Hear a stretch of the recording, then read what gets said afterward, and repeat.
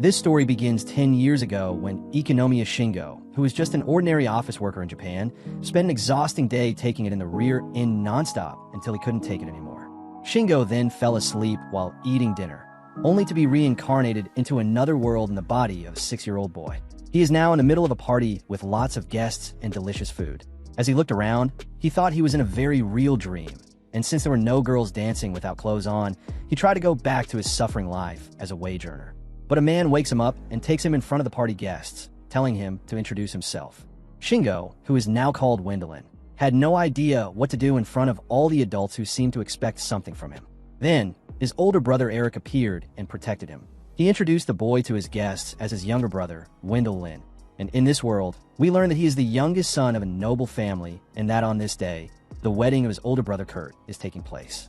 Immediately, Will is overjoyed, believing that from now on he will live a life of luxury. But the next day, he discovers that his noble family is made up of poor people who pretend to be rich during their festivities. He confirms this with his brother Eric, who says that they had saved money for years so that they could throw a good party for their guests, and now they were back to their original lifestyle. More shocking news awaited Will as he discovered that his father is a terrible investor and that he has about 7 older brothers, including 2 half-brothers. Will is shocked to be the 8th son of a poor nobleman, which leads him to become depressed, as even a Japanese wage earner makes more money and lives a better life than he will have to. One day, he finds Eric and 2 of his brothers leaving home because the eldest brother, Kurt, has inherited everything after his marriage. Therefore, the others must give up their nobility and find a job. Will is incredulous, but his brothers tell him that he, too, will have to become independent when he reaches adulthood. Will decides to look for a way to change his life. One day, he finds a crystal ball and an instruction booklet in a library. He discovers that the stone can measure a person's magical aptitude, and he believes that he shouldn't have any magic at all. To make matters worse, in this world, only 1 in 1,000 people can use magic. Even though he knows he won't have any magic, he decides to try his luck. He sits down and takes a few deep breaths before finally placing his hand on the crystal and pushing down. As he does so, he is shocked to realize that he is a wizard. The first thing he thinks of is looking for a teacher. However, first, he tries to find books on magic but has no luck. Then, when his father arrives at the library, Will asks him if there are any books on sorcery in the library, but it's only at this point that he realizes that his father is an illiterate bum. Later that day, he was outside and tried to imitate what he saw in a book to bring out his magic, but he couldn't manifest anything. However, at that moment, a man appears in front of him and tells Will that he has felt his magic before. Like a good Japanese man, Shingo has learned to beware of strangers. He then points a staff at this person, but the man takes the staff and throws it away while introducing himself as a wizard called Alfred. The staff he has just thrown creates a domino effect, and a large stone falls on a giant boar that is furious and rushing towards them at full speed. Will is terrified and wants to run away, but the wizard holds him back and tells him to use his magic. Alfred guides him and helps him circulate his mana to release a powerful wind that pushes the boar away. Will is shocked by this, while the wizard congratulates him on using his first spell. The boar attacks them again, but this time, Alfred takes control and, with a flick of his finger, sends the boar crashing through the trees using his wind magic. Will is fascinated by Alfred's power, but also a little afraid. However, the wizard calms him down and introduces himself as a former court wizard. He tells the boy, who is shocked by his power, that he has the potential to surpass even him, a court magician. Will can't believe what he's hearing, as he thought he was a nobody. Afterwards, they sit down in the forest to have some tea, and Will's eyes widen in amazement as he sees the lifeless boar mysteriously disappear into that little wizard's bag.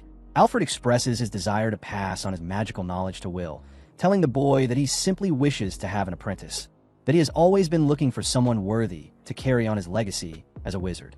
He also assures Will that there's no need to pay for his lessons, and that's all the damn poor boy needed to hear. He quickly agrees to become Alfred's disciple. However, the wizard tells him that he should keep his magic a secret, as it could end up creating problems for him.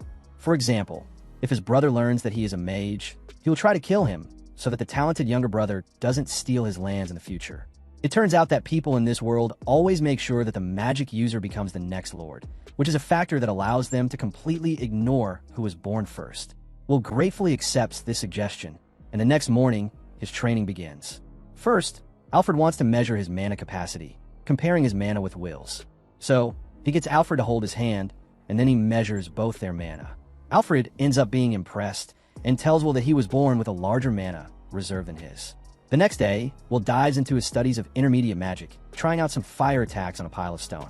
Alfred seems happy with the progress and compliments Will, noting that most people take months to reach this level. What's more, Alfred shares some of the vegetables he collects every day with his young pupil to help him feed his family, which ends up making his older brother Kurt very jealous. After all, his younger brother is being much more useful than he is. The next day, Will takes to the skies with Alfred's guidance, learning the art of tracking magic. Concentrating with his eyes closed, he locates a bird and, with the help of magic, throws a stone to quickly capture his lunch. Alfred is once again speechless at Will's skills and joins him to enjoy a meal of roast poultry accompanied by homemade wasabi. Will proudly mentions the fact that he collected these ingredients in the forest, but Alfred advises him not to venture too far into the enchanted forest to get ingredients for lunch, saying that in these forests, there are monsters that can easily take your life. A few days later, Will learns water magic and claims that Kurt is watching him. Alfred believes that he must have doubts about Will being a magic user and is afraid of losing his position. However, Will claims that he has no interest in becoming a lord, so his teacher suggests that he be an adventurer. Will is immediately enthusiastic about the idea and even imagines his future full of adventure. While he was thinking about it, Alfred was secretly fighting a curse, trying his best to stop it from ending his life. Later that day, Will informs his family of his plans to become an adventurer, but his father doesn't have the money to put him through the Adventurers Academy, which is very sad. The next day, Will tells Alfred that his family doesn't have the money to put him in an Adventurers Academy, but Alfred tells him that he can join the Merchants Guild instead of going to the academy. He suggests that Will start working from an early age and teaches him some advanced magic, such as flying and teleporting, so that he can go to other cities quickly. He gives Will an unforgettable experience when he takes him to the skies and shows him the vast world that exists for him to explore. Later that night, Alfred realizes that his curse is getting stronger and stronger and that he doesn't have much time left. He decides to say goodbye to his student the next day, declaring that Will no longer needs to study with him. This news leaves Will stunned, and he falls to the ground, unable even to concentrate on his flight magic practice. He obviously doesn't want to part with his master so quickly and asks him to stay by his side. However, Alfred claims that he taught him everything he knew and refuses to grant his request. That night during dinner, Will sits still, thinking about his master, and then his father tells him a rumor about an intelligent zombie that has been seen in the forest. This zombie is special and looks like a normal human being, even being able to speak perfectly. The only differences in its features were its cold body, pale skin, and weaker normal human senses. This reminds him that Alfred has pale, very cold skin and very slow reactions. After hearing this, he flies into the forest in search of his master, but he loses his balance and falls before he finds him. Alfred comes to him, and Will still can't believe that his master is dead. He claims that his master is in danger, staying in the forest, and says he wants to take him home. But then, Alfred tells his pupil that he is the intelligent zombie that everyone is talking about, and Will is totally devastated to discover this. At this point, Alfred tells his life story, saying that he was the Duke's court magician 5 years ago. One day, the Duke's eldest son contracted a deadly disease, so he gathered an army to enter the enchanted forest to find a rare medicinal herb. The monsters in the enchanted forest outnumbered them, and Alfred was the only strong fighter in the army who could fight them. He had to protect the Duke and the soldiers while fighting the monsters, and ended up losing his life trying to protect them. Alfred says that he should have just stayed dead, but a regret didn't let his soul go, and he became a special class of living dead. His only incomplete wish was to find a worthy successor to inherit his magic, and this was fulfilled when he met and trained Will. Alfred apologizes to him for not telling him the truth, revealing that he thought the boy would get scared and run away from him. He then presents his student with a final test and asks him to purify him using his holy magic before he loses his mind and turns into a real zombie. Will starts crying and refuses to eliminate his teacher, but Alfred shows him that his body is already rotten and that he doesn't have long to live. Will doesn't want to see him suffer, so he decides to use his holy magic and purify him. His magic hits Alfred, but it doesn't end up being enough to send him to the afterlife, so he asks Will to try harder. At that moment, Will is overcome by nostalgia and remembers the last few weeks he spent with his teacher. He puts all that power into the purification magic, and thus, Alfred's body begins to dissolve. He uses his last moments to thank his student and tells him to do his best in the future. Will mourns his teacher for a long time, then wipes away his tears while vowing to live up to his expectations. After that, he continues to work hard, training his magic a lot, and it is with this intense training that 7 years pass. He turns 12 years old and is finally ready to leave his poor home and family behind.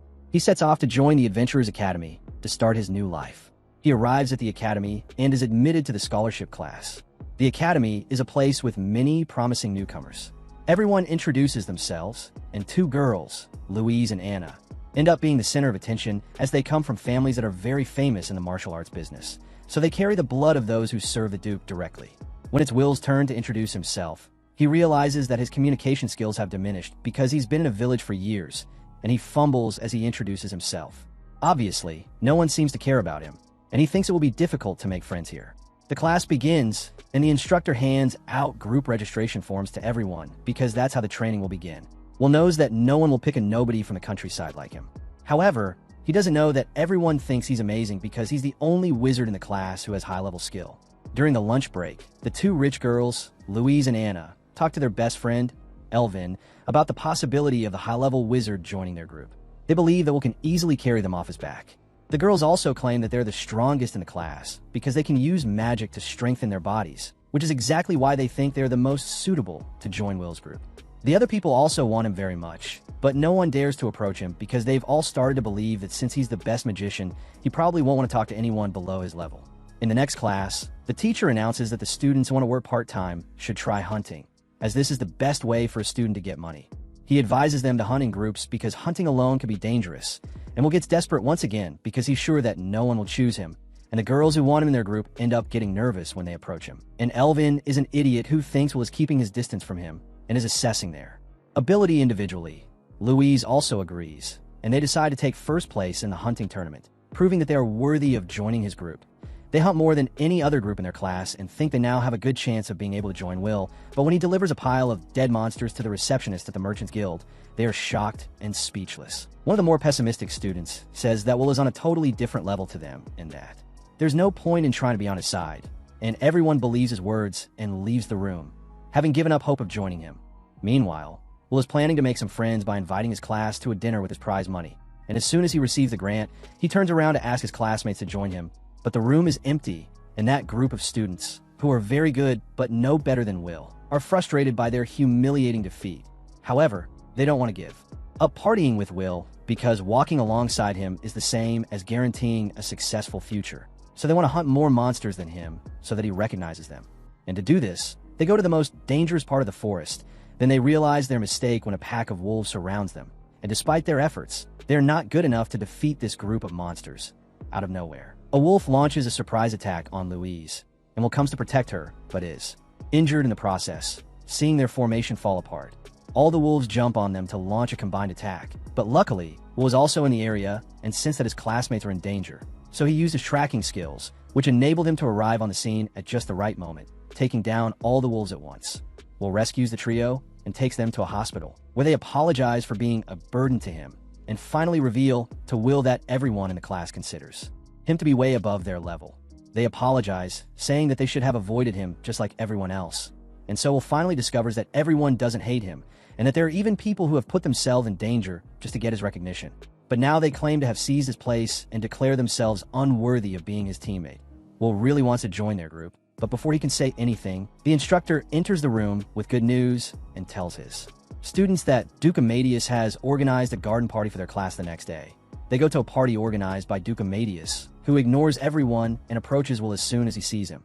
They have a friendly chat about the Ballmaster family being his vassals, and then he invites Will for a personal chat.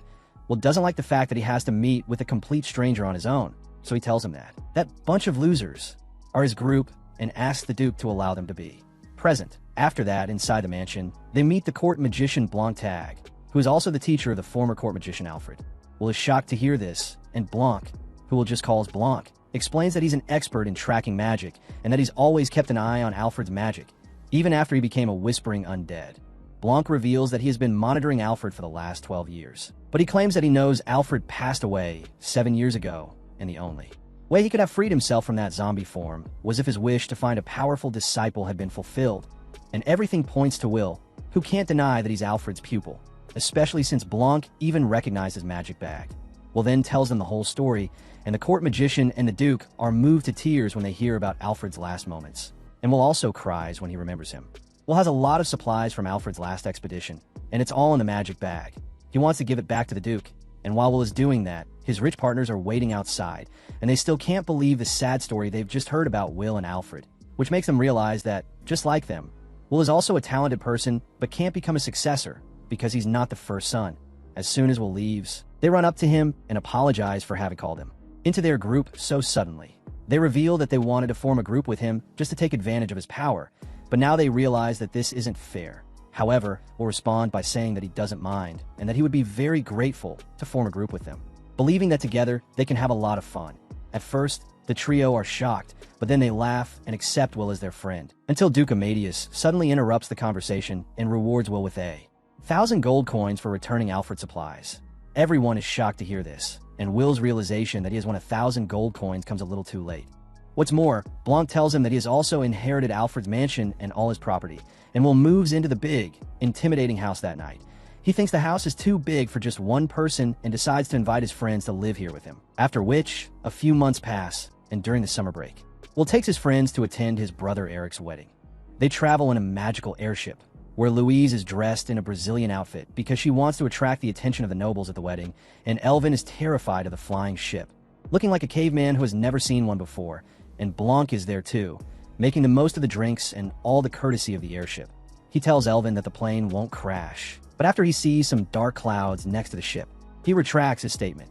He takes a good look at the clouds, and a giant skeleton dragon comes out of them, causing everyone to soil their pants. And the other passengers start demanding that the captain appear to talk about this incident. But everyone is told that the great wizard Blanc Tag will help them defeat this undead dragon. However, Blanc himself says that this is impossible because only holy magic can purify the undead, and he has no talent for it. But he claims to know a talented wizard who uses holy magic and basically forces Will to perform this service. Despite being nervous, Will agrees to fight the dragon, and Blanc stays behind to protect the ship. Will flies up to the dragon and uses his magic barrier to protect himself from its destructive breath, while Blanc protects the ship with his magic barrier.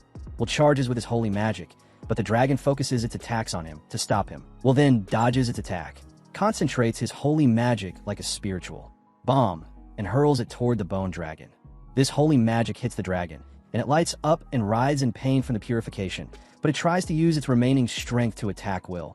Will dodges and blocks its attack until his magic finally works, and the dragon loses its soul. Its bones crumble, and the giant magic stone that holds them together also crumbles inside the ship. Blanc signals for Will's group to start collecting the dragon's bones, and using the magic bag, the bones are collected, and the giant red magic stone is also collected.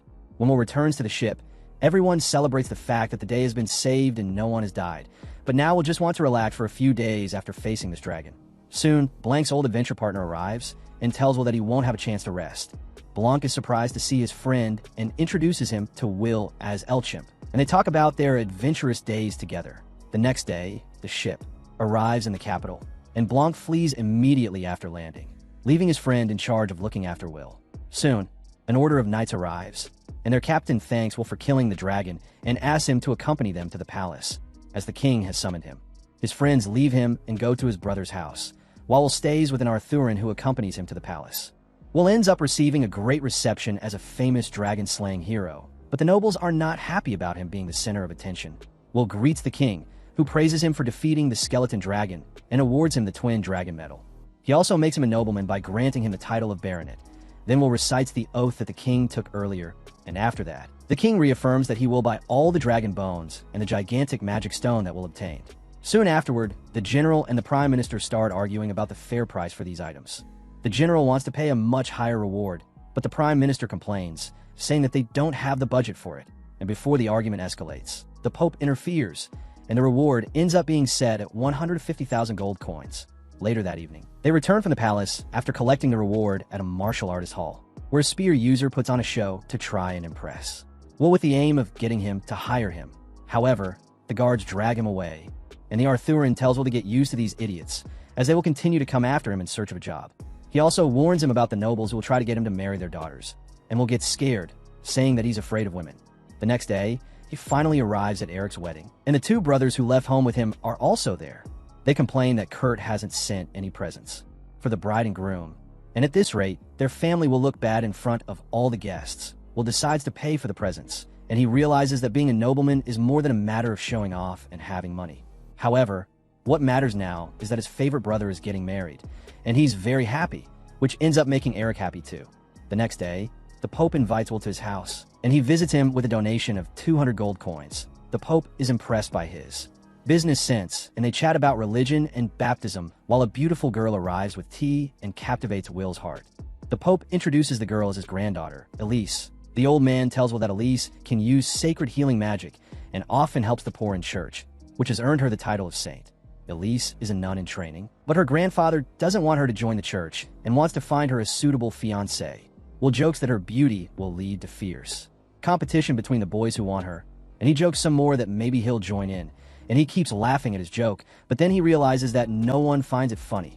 In fact, the Pope ended up taking his words literally and accepted him as his granddaughter's fiancé. Will is speechless because he realizes that he got engaged out of the blue. He met the girl not even a minute ago, became her fiancé, and now there's no going back. When he returns home, his friends learn that he went for a walk, talked to the Pope, and came back engaged. However, they tell Will that they believe Elise is a great wife, and Will learns that there is no such thing as a romantic marriage in this world, and that, at least in this case, he was lucky to see the girl before things were decided. Now, clown makeup is applied to Will's face, and he is dressed in a rather flashy outfit. All this so that people don't recognize him as a successful nobleman. Eric comes to see him and constantly teases him by saying that his wife is beautiful and that he's jealous of her, which makes Will wonder if Elise is really happy about it. Later, they go to the market, where the spear fanatic identifies him. The man with the spear, being a professional stalker, starts showing off his skills with the spear himself, and everyone joins in, trying to get Will's attention so that he becomes their boss. In response, Will teleports back to his house, and Elvin and Eric tell him to get an employee who can deal with all the unwanted applicants, and Elvin suggests that he be hired, and Will ends up liking the idea a lot. So he immediately hires his friend, who now can't believe what has just happened. Doesn't want to go into the details of how their contract will work, so he ignores everyone and goes straight to see his fiancée. However, he ends up teleporting outside her grandfather's window. He falls and stays there until the old Pope returns to his office. But soon Elise finds him lying there and takes him up to the roof to talk to him in private. He nervously asks her what she thinks of their engagement, and Elise replies that she's happy to be the wife of the heroic dragon slayer. And that turns out to be enough for Will, as he realizes that Elise isn't against their marriage. Back at his house, we see that Elvin has become arrogant, as he is the only one who already has a job in his group, and he tells the girls that he will ask Will to hire them as his helpers. But the girls don't want to live under Elvin's command and want a way to overcome him. Anyway, at that moment, they see Eric in love with his wife, and Louise suggests that they should try to become Will's wives, and if he can't have more than one wife, they will have to be his mistresses. Anna doesn't mind the idea either, and the two girls start planning their wonderful future in which they won't have to work anymore after marrying Will. They try to put their plan into practice, and it all starts with Louise trying to seduce him by doing a classic carnival dance. But he gets annoyed and leaves the room. She doesn't give up and gets ready for the evening. However, Anna is shy and can't keep up. After that, Will receives an invitation to a dinner party from a butler, so the next day, he goes to the priest's mansion where a fancy private dinner with Elise takes place. But the two still don't know each other very well and don't know what to say. Will wants to leave as soon as he's finished eating, but the butler suggests he take his girlfriend shopping on their first date.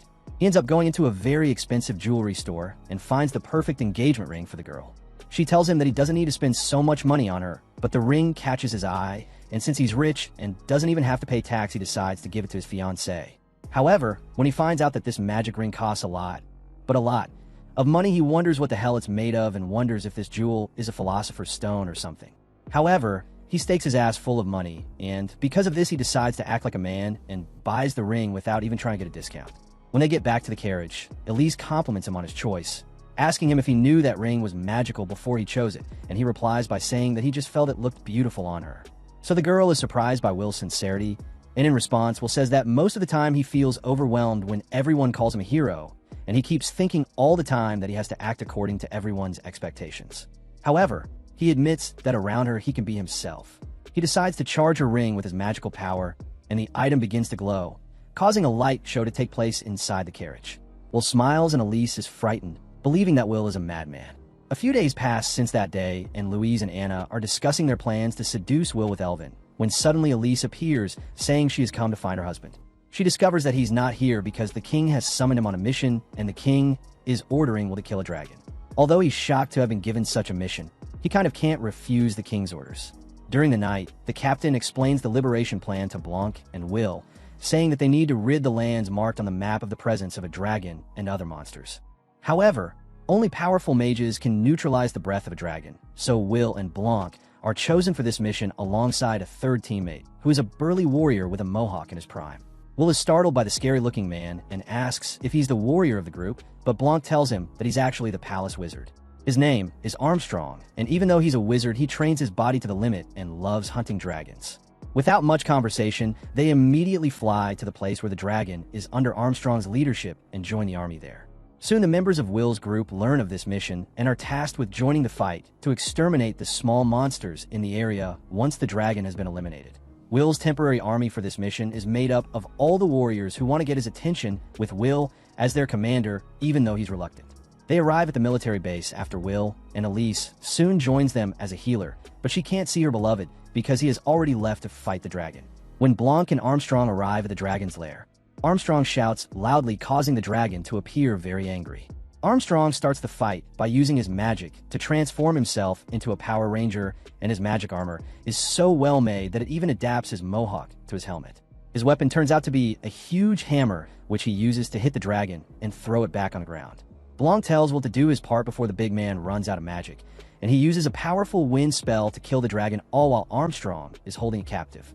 Afterwards, Will collects the dragon's body using his magic bag, but Blanc tells him that they can't relax just yet, as a large number of monsters will be out of control now that the dragon has been defeated. The battle with the monsters begins on both sides, and people in Will's army are seriously injured. Elise is trying to heal the wounded soldiers all day, and after her magic runs out, she uses the power stored in her ring. She hears from the soldiers about her fiancé's heroic deeds, and that's exactly what keeps her motivated to continue healing everyone. At dawn, the messenger arrives and declares that the battle is finally over and that all the monsters have been killed. But then a man arrives saying that Will is wounded.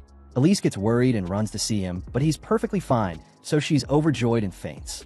Later, she wakes up in the shade of a tree with Will by her side, and he too has heard stories about how she treated the soldiers. They have a touching moment together, and Elise tells Will that she was very worried about him. At which point Armstrong comes running up to them and lifts Elise, telling Will that she is his niece. After the success of the mission, Will is promoted to the rank of Baron and receives another Dragon Slayer medal. The king orders him to move to the capital, and he is packing his things when suddenly Elise joins him and declares that she will live with him in the capital. Louise and Anna think that this is a bad idea for their plans to become Will's concubines, and think that their plan has fallen through as they won't be able to seduce him. However, they had no idea that Elise thought they were already engaged to Will since they lived with him. But he clarifies that there's nothing like that between them. He takes the chance and asks her how she would feel if he had a harem of girls besides her, and Elise says that this is something completely normal in noble society and that her priest grandfather does much worse. She also says that her magic can cure any STDs he might catch, which makes everyone very happy. Louise and Anna don't know if they'll find a better chance than this, so they declare their intention to become Will's second wives, and Elise sees no problem with this, so Will ensures the expansion of his harem. A few months later, Will's other brother gets married, and during the wedding, Eric tells him about the martial arts tournament held in the capital every 3 years. Will isn't interested in that because there is no category for mages in the tournament, but his brothers say he should take part as a nobleman. So Will says he'll register as a swordsman and use magic to strengthen his body, but he finds out that that isn't allowed either. He gets discouraged but still decides to take part in the swordsman category, even though he knows he'll get beaten up, and he's only doing it because his brothers are insisting. Their friends also find out about the tournament from Blanc, who tells them to take part for the honor of his family. Louise and Anna know that they can't use magic to strengthen their bodies as usual, so they start training straight away. Elvin, however, is quite relaxed, as he already has a secure job. However, Blanc warns that if he's useless, Will may well kick him out of the group and fire him as an employee, and Elvin ends up being overcome by his doubt after that. During the night, Will tells everyone that Elise wants to join their group as a healer, and also mentions that the current champion of the tournament isn't taking part to allow other people to have a chance. Hearing this, Elvin thinks he can win the competition. The next morning, Elvin leaves everyone behind in training, and Will is the weakest of the group. He's terrible at running, push-ups, and can't even use a sword properly, so he quits training. His friends continue training day after day, but when Will tells everyone that the reigning champion will be taking part in the tournament again, Elvin becomes depressed and demotivated. He feels like giving up and stopping training, even when Louise and Anna tell him not to. When he goes to talk to Will about it, he finds out that Elise was training hard and insisted on not disturbing their group with her weak physique. This gives Elvin the motivation he needed, and he starts training hard again. The day of the tournament soon arrives, and Will's first match is against the reigning champion, who also happens to be Captain Mike. Will knows there's no hope of winning, so he wants at least not to be humiliated.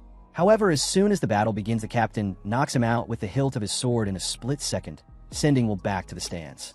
There he has tea with his fiancée while waiting for his friends to finish their fights.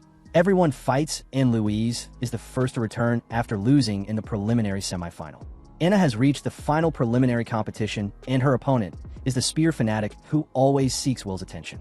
He plans to defeat the girl so that he can show Will his worth with a goal and dream of joining the Dragon Slayers group. Anna discovers that this man is much stronger and more skilled than she is, so she quickly loses and returns to her companion's side after losing. She wants to tell Will that the spear fanatic is a very talented man. His name is Rodri, and he could be very useful. However, Will is sleeping now as Elise didn't let him sleep much last night. Elvin, on the other hand, made it to the finals, but injured his arm in the semi-final round, and his opponent in the final is the captain. While he was getting his treatments in the back room, the doctor told him to quit for his own good, but he doesn't want to be kicked out of Will's group. His friends are also there and give him some snacks sent by Will, his way of wishing them well. And realizing that Will won't throw him out even if he loses, Elvin decides to fight for his friend's honor. He obviously loses, but his skills and willpower impress the captain, who decides to mentor him personally and also place Anna under his protection. Later, Will and Louise also find a mentor to teach them martial arts, and Will gets a bad feeling when Blanc takes him to a desolate area. There, Will's fear comes true when he discovers that the mentor is his old friend Armstrong, who promises to make them as strong as he is.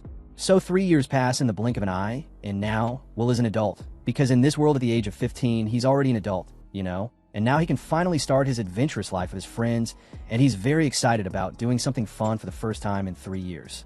Before, he was just a landless nobleman and had to be available for all the king's requests, and now he thinks he can finally enjoy his freedom. Just then, Blanc comes to them with an order from the Adventurers Guild and tells them that they have been called on a mission to explore an ancient dungeon, and Blanc will act as their advisor, as the mission is quite dangerous. He takes Will and his group to a place where they will defeat a dragon that has existed for years and has never been defeated. He shows them a deep pit and takes them inside, telling them that the Adventurers Guild has sent many adventurers to explore this dungeon before, yet no one has ever returned from this place, and the guild believes there's a dragon inside, so they call Will's group. But ironically, they are all afraid of dragons and end up hiding behind Elvin. Soon they spot a door and enter an empty room with a magic circle on the floor. Blanc realizes that there is something wrong in this room and tells everyone to run, but the door closes automatically before they can move. The magic circle on the floor is activated and traps them in place before teleporting them away one by one.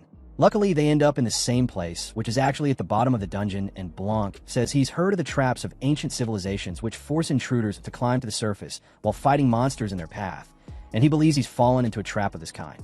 Louise tells Will to simply teleport them out of here, but he can't do that because his teleportation magic doesn't work even if he has a very clear idea of the starting point and the destination point. In short, it was nerfed by the script.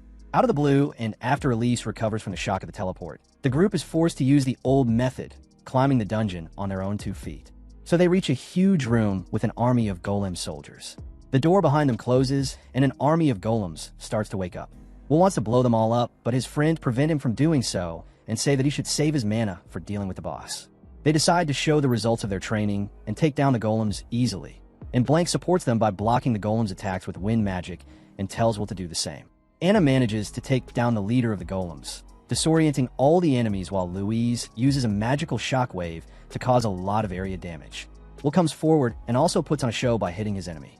They finally defeat all the golems in the room, and then they see the remains of the adventurers who came to this place before. Louise, who has the sharpest senses of the group, hears some sounds coming from the stairs, so she goes to take a look and finds more golems coming towards them. So Will and his group have no time to rest, and they get busy fighting again. Many days pass in the same way, and they continue fighting the golems without even resting. Everyone gets worn out with each floor, and they keep climbing up, defeating hordes and hordes of golems with each floor. Finally, they reach an empty hall.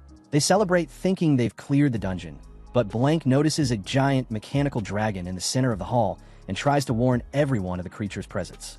However, the dragon wakes up and immediately attacks them with its explosive breath, but Blanc blocks it with his magic barrier, and our hero supports him in defense. At the same time, golem soldiers come from the entrance behind them and beat up Anna, proving that golems are macho. The boss battle begins with Elvin and Louise fighting the golems, and Elise healing Anna, while the two mages in the group block the dragon's deadly breath. They know that their magic won't last long, so will suggest a plan, saying that they should combine their powers and defeat the dragon quickly. Blank agrees and sends all his magical power into Will's body, and then he releases a powerful beam of magic which pushes the powerful dragon backwards. After which, Blank soon runs out of magic and collapses, but Will is still standing, fighting the dragon alone. Soon Will also begins to lose his power, and just as he is about to taste defeat, Elise runs up to him and turns his face as red as a tomato, saying that she will use a special magic on him now. Suddenly, Elise kisses him, which heals him, increases his stamina and his magic. Even his third leg moves in his pants, and Elise finally uses up all her energy doing this and faints. Will holds her and realizes that he is much more powerful thanks to the power of love, and using his magic ray, he manages to hit the dragon's head, destroying its circuit and deactivating it. When the boss is defeated, the golem soldiers also stop moving. Unfortunately, Will collapses afterwards, unable to celebrate the victory with his friends. His friends take him and Elise to a safe place, and the girls tell Elise that she doesn't need to kiss Will to heal him since they don't understand how the power of love works. Damn heretics. Will soon finds himself all excited and asks Louise and Anna to come and see something very interesting. And although they are too tired to deal with his nonsense, they end up accompanying him. Will ends up waking up because of all their excitement and helps his fiancée to get up too.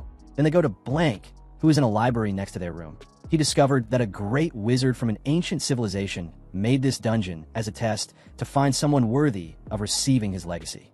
Will doesn't understand what could be so valuable to create such an elaborate test to protect it, but his friends have already discovered what was being protected.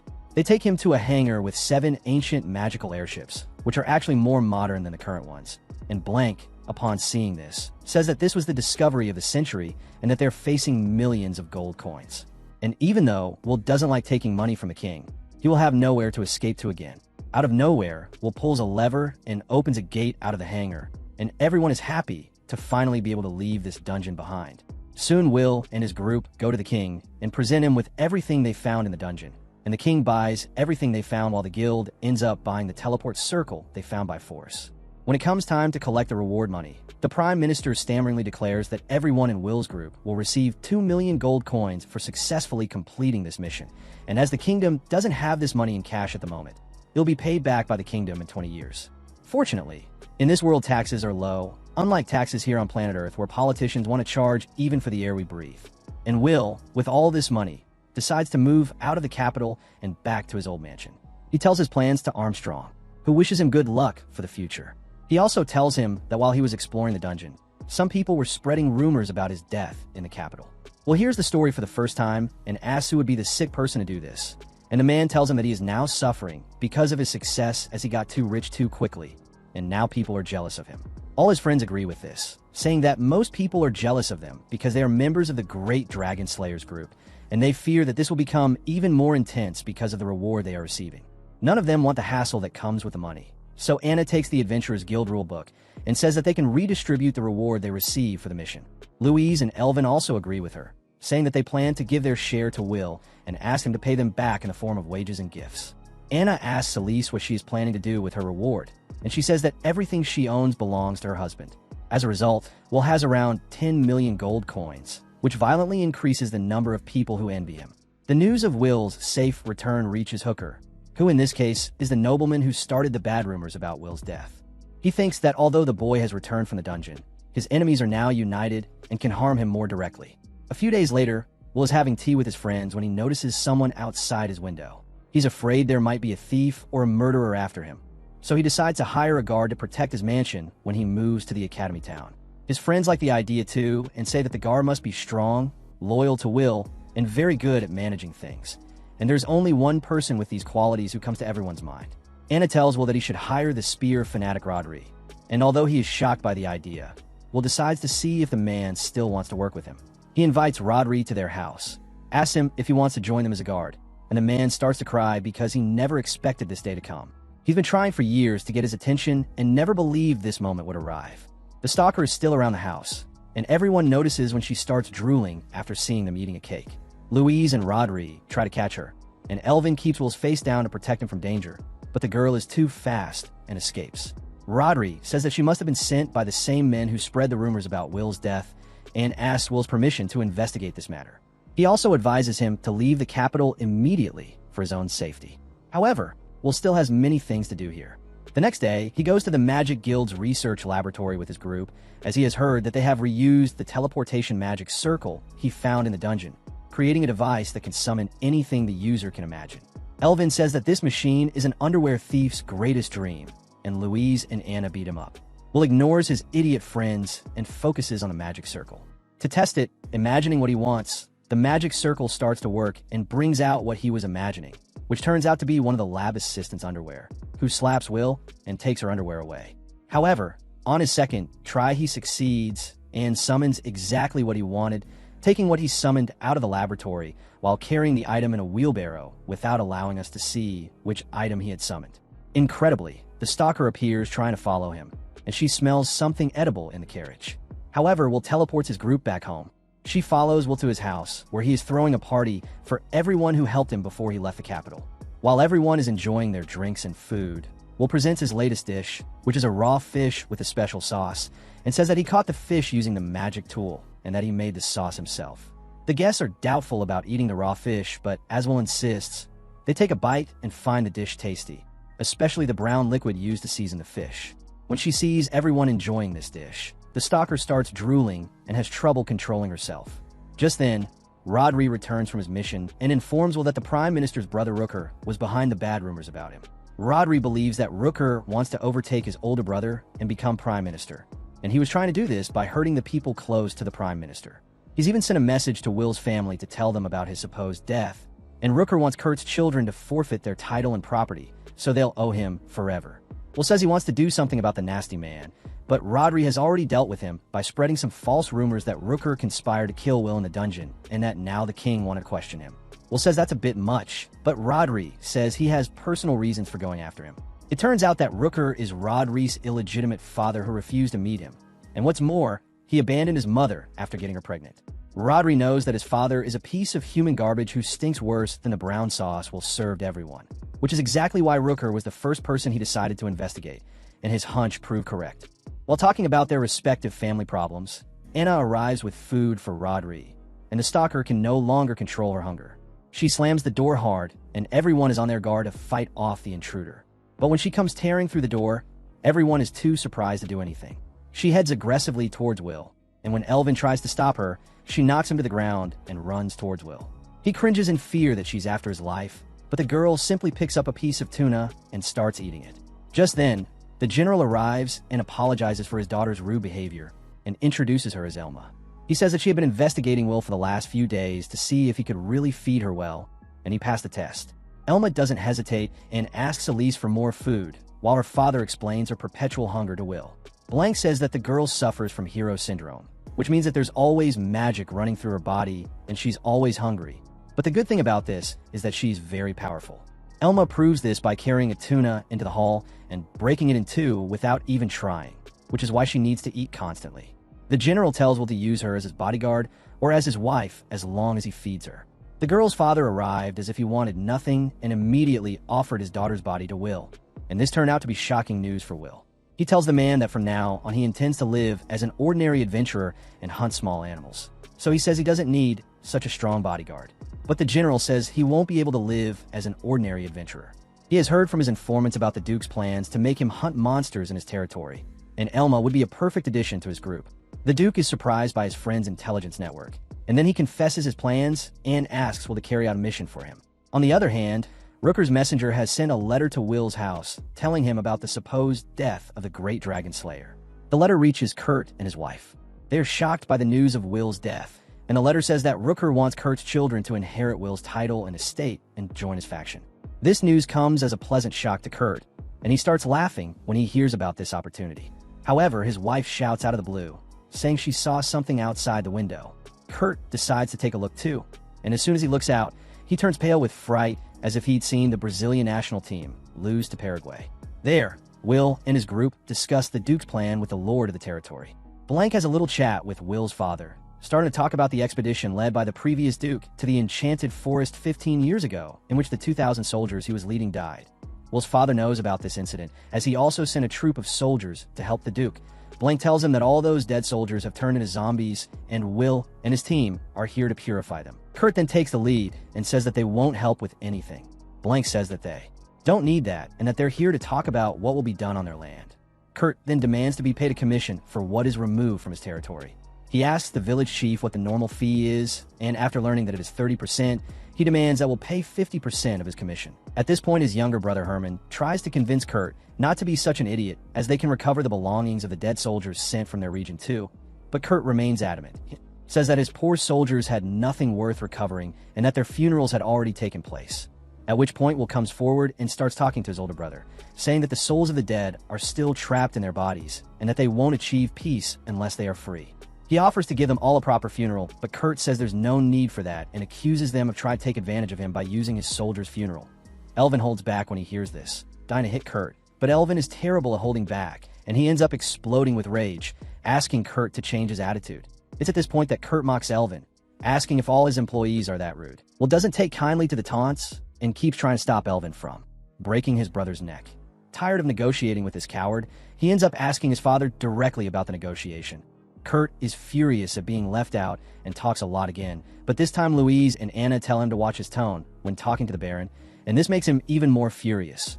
Will reflects to himself that his brother is like the crazy clients and toxic bosses from his past life. Later, Will and his group have dinner with one of his older brothers and his wife, Marina, who tell Will that after he gained fame as the famous dragon slayer, Kurt lost his mind due to jealousy. He's been paranoid ever since and thinks that Will is here to steal his right to his territory.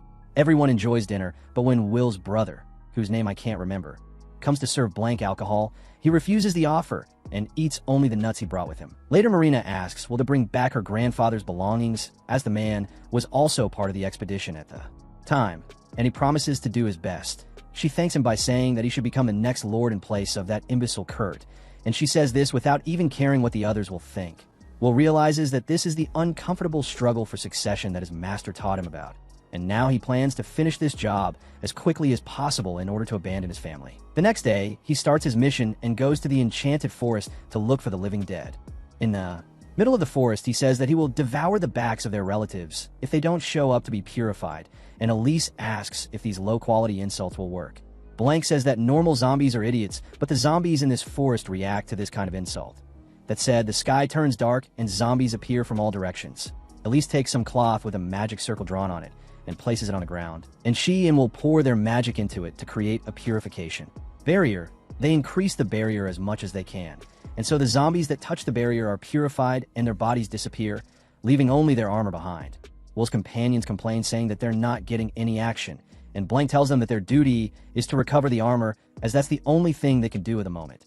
A while later, the leader of the undead army, the former Duke, appears and is also easily purified. Will then asks if they've finished purifying all the zombies, but the girl with the pink hair reminds him that Marina's grandfather hasn't shown up yet, and they wait for him until suddenly a zombie wyvern attacks them from the sky, and Louise, cluelessly, saves Elvin. The girl with the pink hair stands in front of the monster, and she attacks it with her giant axe, cutting off its head, after which the monster is also purified. At this point, some undead boars gather, advancing over the barrier without being purified, which forces the members of Will's group to get down to real work.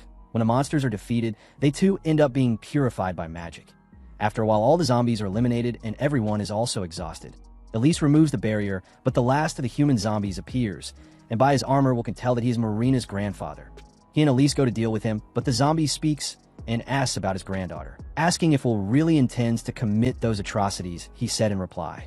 Will says that he was only attracting the zombies, and soon afterwards Blank tells everyone that this man has evolved from a zombie into a lich.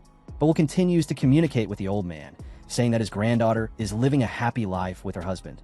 He is happy and drops his sword and accepts his fate without resisting Elise's purification, being purified without even leaving his armor behind. Will takes the soldiers' belongings back to the village, where the people are thrilled to receive the mementos of their dead relatives. They thank Will for what he has done, but then Kurt arrives and declares that all the armor must be returned to him, only allowing everyone to mourn and miss the dead.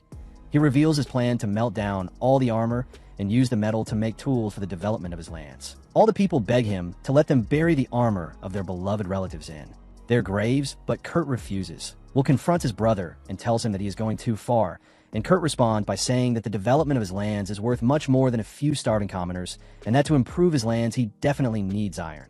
Will says that if he really only needs iron, He can keep this block of iron in his bag, and in return he demands that Kurt leave the villagers alone. Kurt gets scared and falls to the ground, but when his minions ask him what they should do now, he tells everyone to wait for Will to leave the village. Will returns to the capital the next day and hands over the soldiers' armor to Lord Amadeus, who says he will return the belongings to the dead soldiers' families, but this will take some time, and until this is done, Will is ordered to stand by in his village.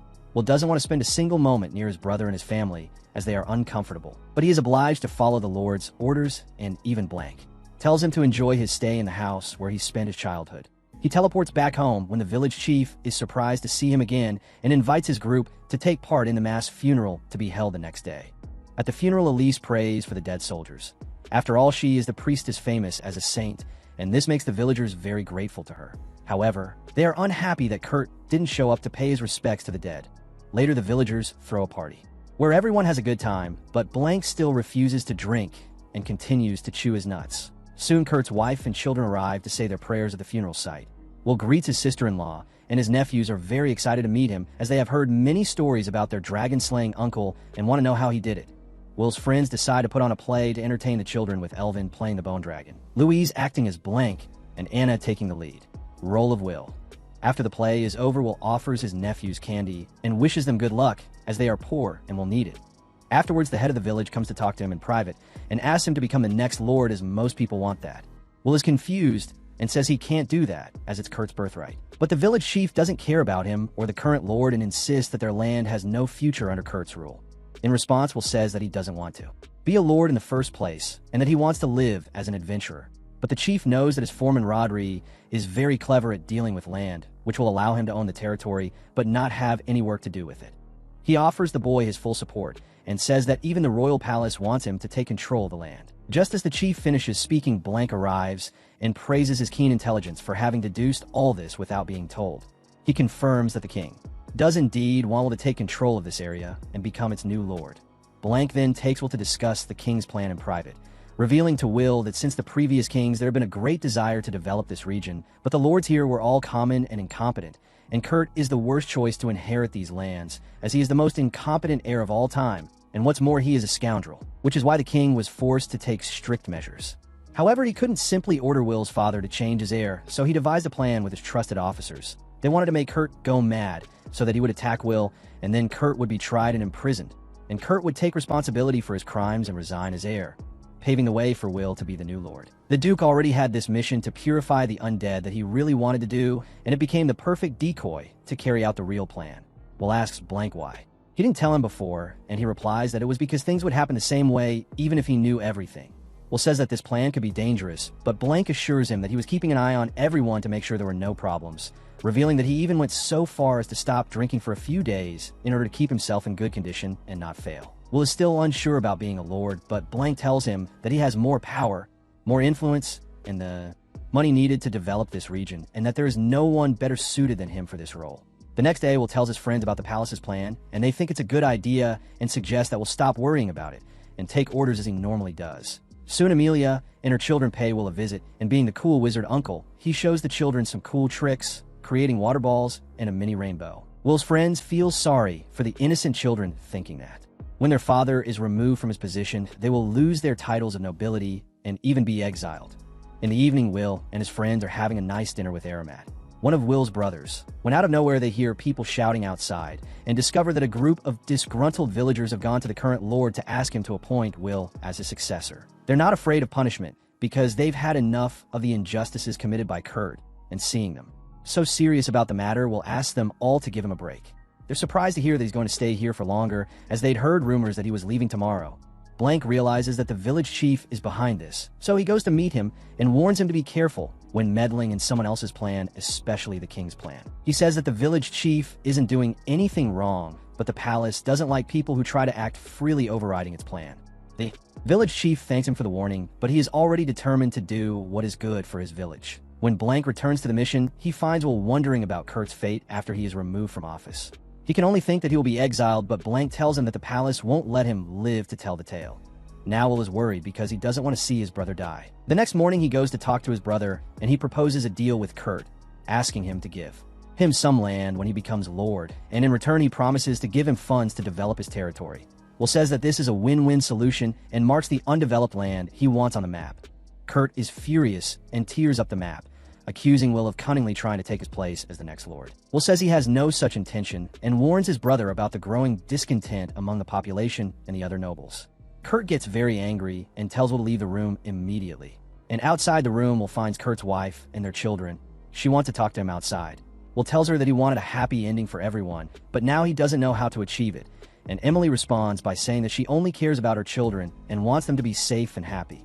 And that this is why she was approaching Will, because her husband has no future. She asks Will how he feels about her, asking if he likes single mothers, but he responds by saying that he already has enough women. While talking to this indecent woman, he was a little unsure about what he should do, but out of the blue, Will thought of a unique solution. A while later, when he is making a go with his friends, Will tells everyone that he has decided to become the lord of these lands. He has considered all the possibilities and decided not to follow the king's script. Now he is determined not to let anyone die, but to do this he will need the help of his friends who have always promised to be by his side. The next day, Will and his friends set up a mini market in the village where they sell yellow goo, which is actually mayonnaise. They also sell all kinds of fancy clothes and items that can only be found in the capital. People are attracted to their store because it has much better items than the stores here, and Kurt's minions are furious when they see their customers being taken away. They go to Kurt and ask for help, but he can only throw a tantrum as he is also defenseless against the powerful. Mage like Will. When the minions go home after the meeting, Will teleports in front of them and his friends surround them on all sides. The next day, Kurt discovers that his supporters have been bought off by his brother, who has bribed them with a paid vacation in the capital, and they accept the offer and abandon Kurt. Will visits the capital and tells Rodri about his plan to reduce his brother's political strength by stealing his supporters, and then they go to buy a place to live. Will wants to give his brother's wife a peaceful home. As for Kurt, he plans to send him to church and let him live away from the palace. However, they don't know that Hooker is planning something very evil, sending Kurt a certain gift and asking him to confront his warlock brother. Yes, Hooker's messenger finds Kurt alone in the rain thinking about murder after Will has bought all his minions. Then he receives a gift from Hooker, which is a legendary item called the Dragon Flute, which can help him kill his warlock brother. Kurt wants to know why Hooker is giving him something so precious and discovers that he wants the right to undeveloped land. And seeing that their goals are aligned, Kurt accepts the offer and heads into the forest where Will and his group are already waiting for him. Blank's feeling is that Kurt is looking for them alone, which means he has something that has given him the confidence to confront them. Will decides to confront his brother and acts as if it's a coincidence that they're meeting here, but Kurt already knows that his henchmen are hiding in the bushes and calls them. He insults Will for no reason and gradually begins to act like a psychopath, saying that no matter how incredible he is, he can't inherit the land because he's the 8th child in the family. Kurt then shows everyone the dragon flute, which he got from Hooker, and threatens to blow it if one of them moves. Blank recognizes the dragon flute, which is a legendary item that can summon an army of dragons, and he's sure that not even their group can handle so many dragons at once. Will's friends tell Kurt that he's stupid and that if the dragons come here, he'll die too. But he laughs at them all and says that the dragons won't hurt the flute user.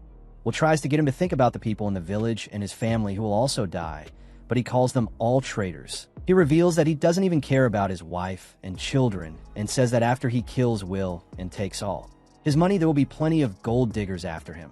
Will finally realizes how evil his brother is and wants to attack him, but Kurt threatens to blow the flute. Kurt then laughs at him, saying that seeing a genius wizard terrified was the best thing in the world.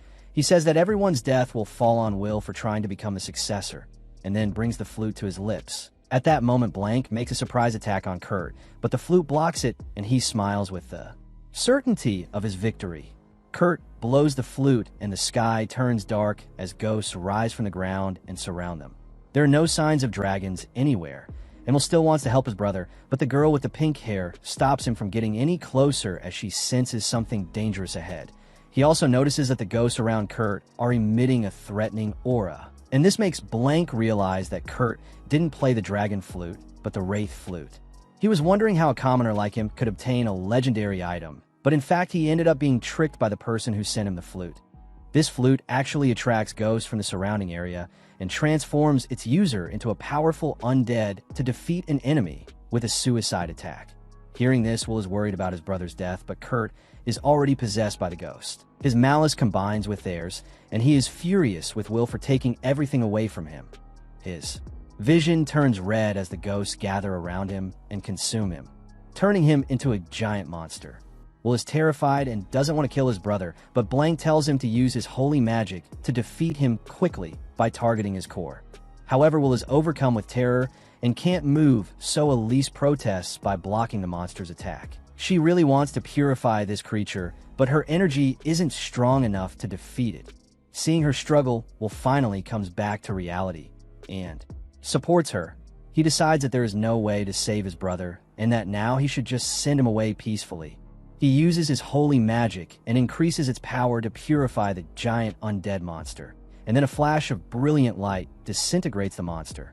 After that, Kurt's malicious soul flies to the capital to find a man who deceived him. Hooker was already having a party thinking that Kurt should have killed Will and that he will soon have access to all the undeveloped land. His allies praise him for his great intellect, and Hooker says that they still can't fully trust Kurt because he's just an idiot. At that moment, Kurt's evil spirit breaks the window of the room and takes revenge on Hooker, who deceived him. The next day, Will goes to the capital and finds Roderick outside the crime scene. He learns that there was a massacre last night and that Kurt's soul killed Hooker and all the guests who attended his party. A total of 12 nobles and their entire families were at the party, and now they're all dead. The priests of the church have already purified Kurt's evil spirit, but the news is spread to everyone, and Rodri tells Will that now that everyone knows about Kurt's crime, they will no longer be able to let the widow, who has 2 children, stay in the capital, as it will be too dangerous for them. People would want to sacrifice her, and the children too, because they are members of a crime family, and the peaceful life Will wants so much to give them will be impossible here. Will realizes that he needs to put them somewhere else and feels bad about leaving his sister-in-law in this situation. He later meets up with Armstrong and Blank and says that one of his older brothers has decided to look after his sister-in-law and her children for the time being. Will says that this situation arose because the nobles selfishly used other people as chess pieces while the real evil people remained in the shadows. He curses Hooker and also the nobles on the king's side, saying that they are all idiots, but Blank tells him to look in the mirror and tell himself that because he himself is a noble. These words hurt Will, and he is consumed by his guilt for many days, but Elise realizes that something is consuming him. She talks to him about it and comforts him, saying that nothing is his fault. Her words cheer him up, and he decides that he will no longer be like the other nobles, and says that he intends to strive to become a good noble who cares about his people. Elise says that he always tries too hard to reach an impossible standard, but that she and his other friends will always support him. Soon Will goes to meet the king, and the king is quick to praise him for having resolved the disturbances in his territory. He gives him some gigantic chunks of land as a reward. He says that since developing all that land was a big task, he wants to reward Will with something more, and asks if he needs anything else. Will doesn't hesitate and accepts the king's offer. He says that in the accident in which Hooker and his friends died, more than 12 noble families were wiped out, and now their titles are empty. And although only the king has the right to grant these titles, Will wants the right to give 2 titles to some people he knows in exchange for him developing the land he has received. As soon as they hear this, several people disagree, with Will saying that his request is too rude and ask him to withdraw it immediately. The prime minister argues that Will only wants to give these lands to someone from his faction, but he defends himself, saying that only someone with great magical power could develop them. The pope also gives his opinion, and they start fighting. And soon Duke Amadeus also joins the debate and openly supports Will. Seeing that everyone is making selfish demands, Armstrong shuts them up and tells Will to withdraw his request. He asks the king to give him half the land so that he can develop it using magic. The king refuses his request, saying that he is needed in the capital and that Will can handle the development on his own. He says that the development of the territory takes priority over everything else, and that because of this he will give Will what he asked for. As soon as the king declares this, Armstrong winks at Will, because he was on his side all along, and other people were also acting for his good. The king catches them red-handed, but still grants Will the right to award 2 titles and also promotes him. Will returns home after receiving the reward and tells the single mother that when her children grow up, he will give them both the noble titles he has. She thanks him and informs him that the offer to enter her rear is still on, but he reveals that he is not interested. So Will gets busy developing his territory, using magic, and Alvin and Rodri are his field assistants. Will wants to rest after clearing the trees from one area, but Rodri wants him to clear another area and destroy some more rocks to build a church. Will learns that the Pope is going to set up a church on his land, and that this is a very good thing for the development of the land. In addition, the Duke, the General, and the Prime Minister also have plans to set up vacation homes on Will's territory. However, Will won't give up the site to them as he plans to set up a soy sauce factory here later. After the boring stuff, Will is invited to tea, but before he can go with her, Louise and Armstrong arrive to take him to his weekly training. Soon, the little girl with the pink hair, Anna, and Blank also return from the forest with a giant banana they found. And the little girl with the pink hair wants Will to make banana bread, and Anna also asks him to make something for her. And Rodri doesn't want him to go anywhere, not before he finishes his work. Everyone surrounds him and bombards him with requests, making Will confused about what he should do. So he ignores everything and goes home to have lunch with everyone. At dinner, he is served the same dish he couldn't eat in his previous life. Yes, the moment before he came here. And he finally gets to taste it, and Will reflects that his life as the 8th son of a poor nobleman isn't as bad as he thought it would be, thanks to Alfred and his talent as a magician.